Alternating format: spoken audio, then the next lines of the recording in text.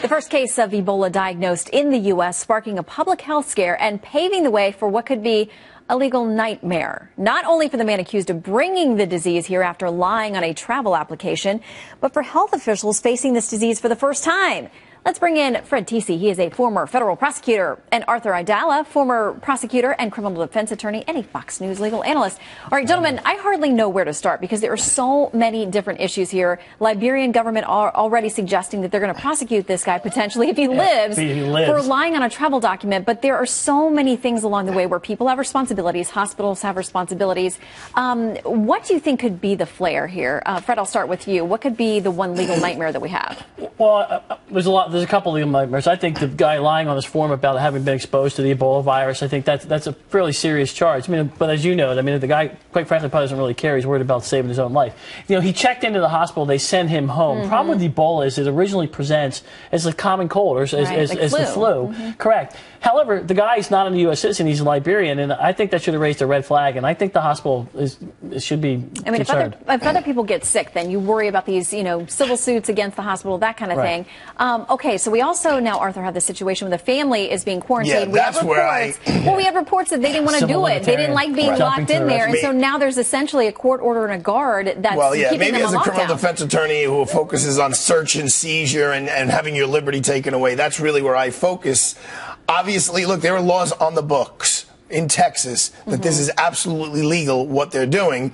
But if you think about it from a humanitarian point of view, the people who are in the apartment with him, they may not have been exposed at that point. So now you're locking them in and you're raising the level of the likelihood of them getting the virus. And now apparently they just sent over a truck to desanitize the place. I mean, and look, this is going to be driven by common sense.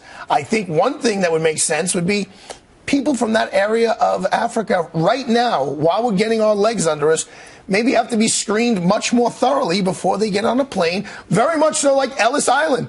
200 and some odd years ago and 100 and some odd years ago. You couldn't come if you had pink eyes, or you had to be quarantined until you were better, until you got into the country. I don't think that's out of the realm of possibilities. Well, and there's a big scare, though, because when you raise those concerns and possibilities and questions about limiting travel or different screening, people immediately do scream about civil liberties and targeting and profiling. The most important thing our government does for us is keep us safe as citizens. That's their job. Quite frankly, it's their only real job.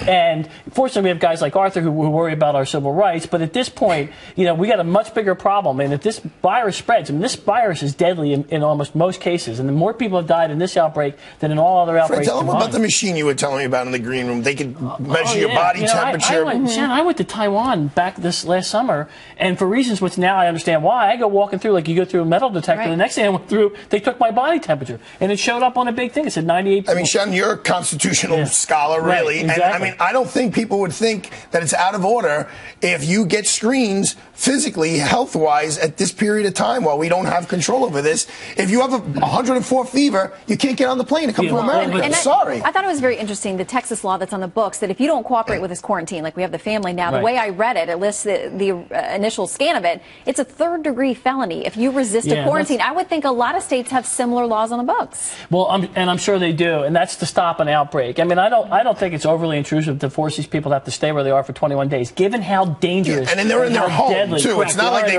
put them in some... if you go to Ellis Island and you see where they actually quarantine the people, they were worse than jail cells. I mean, here, at least, look, you just got to stay home. Every constitutional question is a balancing act. The state has a compelling interest to make sure that other people don't get sick. Kills me when he says all these right things, all these correct things. Yeah, well, even a blind, sorry, Shannon. Even a blind squirrel gets a nut sometimes. Well, it's something like a life and death threat that will often unite us in trying to find that balance. So, we thank you both. Thank you very much for having me. We do like Arthur. You said you didn't like him. I can tell you do. He's one of the few defense lawyers I'll actually talk to. Good to see you both. Thanks a lot.